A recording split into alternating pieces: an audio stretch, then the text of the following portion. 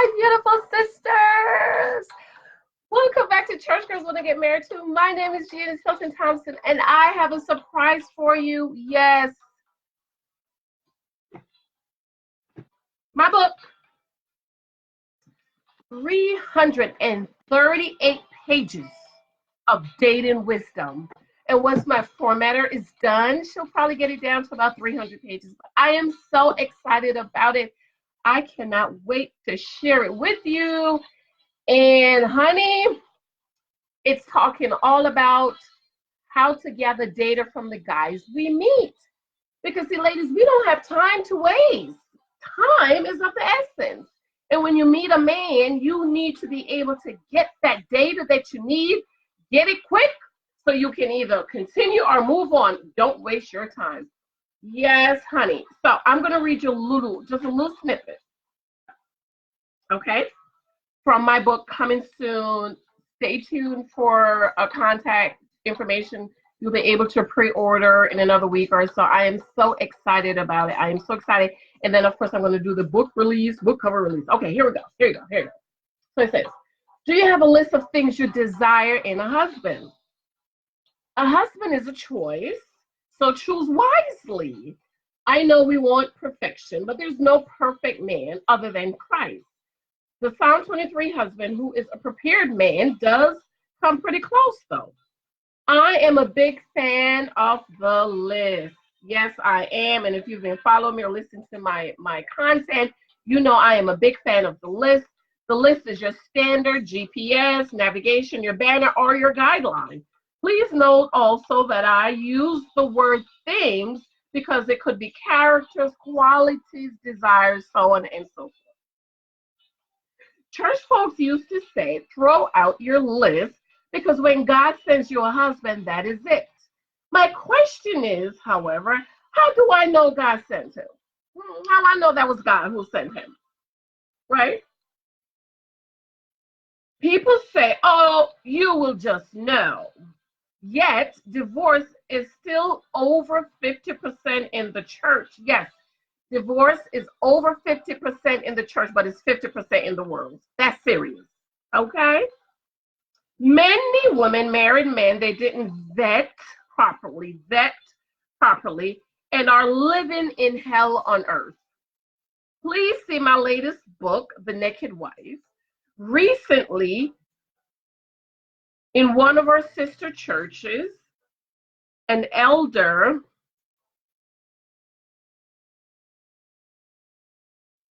did something to his wife in front of his kids.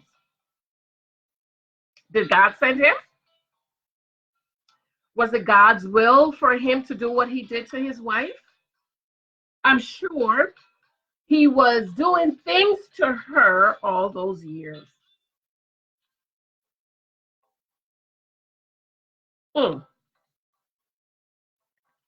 I wonder what church folks told her about the husband. I know for a fact that church folks have told many wives who were not being treated properly and cheating husbands to stay with them and pray for God, that God will change them. So basically, I had no trust in what church folks told me about the type of husband I wanted. None, except my dad. The only person I listened to was my father in the faith. For those folks who say for us to throw out our list, do you know that God had many lists? He told Adam and Eve what not to do. Don't eat from the tree of good and evil. Before God gave Adam a wife, God gave him a job so that when he got a wife, he would know exactly how to tend to her and her needs. Think about the 10 Commandments as a list. And what about Jesus' list of the 7 I ams? In my yearly Bible reading plan, I am currently reading in Exodus about the instructions God gave for the tabernacle and its furnishings. It is one of the most beautiful portions of scriptures. God gave specific guidelines for the people to follow to achieve the greatness and beauty that the Lord wanted to share with his people. So if God has many lists, what's wrong with us having a list of things we desire in our husband? Likewise, I encourage you to write down what you desire in your husband. Proverbs 21:22 says, he that finds a wife. He that finds who? A wife. Not a girlfriend, not a woman, a wife. He that finds a wife finds a treasure. But verse 21 says, death and life is in the power of the tongue, and you will have what you say. And I believe that's the New Living Translation. Here's a thought-provoking question. What are you saying about your future husband? If you don't care what kind of husband God sends you, what are you saying about your future husband? Habakkuk 2:2 talks about writing the vision and making it plain. As I write, I often scribble different thoughts and ideas down and hang them all over my house. When I see them, I will confess them, and they remind me of the promises of the Lord. Also, I have created book covers ahead of time to help me to envision and complete it. The first thing I do when I'm writing a book is, most of my books are written, I have it written down in my computer, ideas, but next thing is message my book cover designer and say, let's come up with something. This is my vision. Could you put this in print for me? And she'll send it to me, and I say, change that, so on and so forth. Okay. Also, I've created book covers ahead of time to help me to envision and complete them. Let me share this tidbit with you.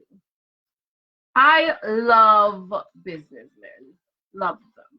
Unfortunately, I wasted some time dating men I didn't like. I didn't like them. I knew I liked them, but I was listening to church folks.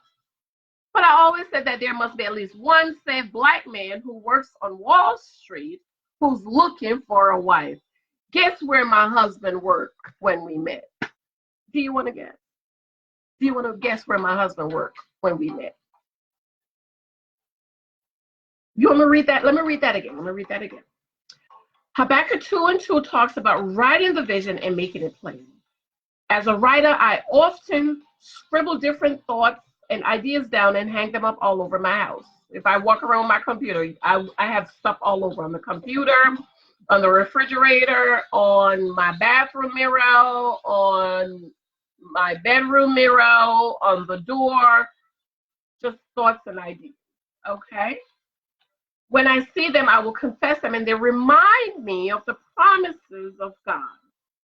Also, I have created book covers ahead of time to help me to envision and complete them. Let me share this tidbit with you.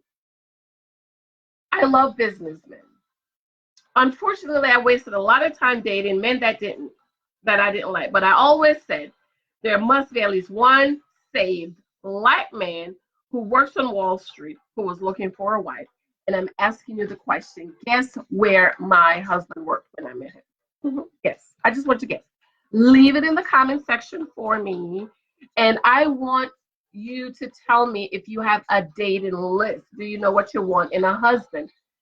I'm going to be writing a book on the list, but for me, my number one was he had to be born again. So if I met a man that was not born again, guess what? Bye, not interested. Number two was he had to be a tither, because there are saved people who don't believe in tithing. I believe tithing is personal. I believe your faith is personal. I believe tithing is personal, and I believe your health is personal. And so I wanted a man who was saved and a man that paid tithes, because I was a tither, and that is not something I wanted to fight and struggle with my husband who didn't pay tithes. And so my number two was a tither. My number three was that he had to be a gentleman. I like a gentleman. My father, my spiritual father in the faith, he is a gentleman. And so I wanted a gentleman. I wanted a man who knew how to treat a lady, open doors, send flowers, pull up my chair, who was a gentleman, not somebody I need to teach him. Open my door, pull up my chair. You don't know how to do that. Didn't want that. And then number four, I have a list of 10. Number 4, I wanted somebody that had a good job. Good job, not just a job, a good job. Because my dad always told me that the least a husband, a man can do is to put a roof over his wife's head and food on his table. And so I wanted a husband who understood that it was his responsibility to profess his love to me, to provide for me, and to protect me. And so I wanted a husband that could provide for me independent of me and my income. And so if I met a man that was in between jobs, bye, not interested. He ain't have no job, goodbye, not interested. Making $25,000 a year, not interested, can't do it. So there is absolutely nothing with the list. Yes, I do believe in being a little bit, have a little bit of room to adjust. But with praying and seeking the face of the Lord and reading your Bible, you will learn and find what it is you need to look for in a husband. And of course, you can always watch Church Girls Want to Get Married To, and I will tell you all about it because my new book, How to Gather Data on the Guys You Date, it is not the name of the book, but it's something like that. It's basically about how to gather data on the guys you date, and I will tell you all about it. Girl, I love you. I love you. I love you. Please check back for my new book. It's going to be coming out soon. It is over 300 pages. I sent it to my formatter. It is 338 pages. She might be able to get it down to about 300 pages with all her magic tricks and, what formatters do. Love you. Remember to subscribe. Remember to share. And remember, I have lots of other content here that you can watch and enjoy. Ta-ta. Ta-ta.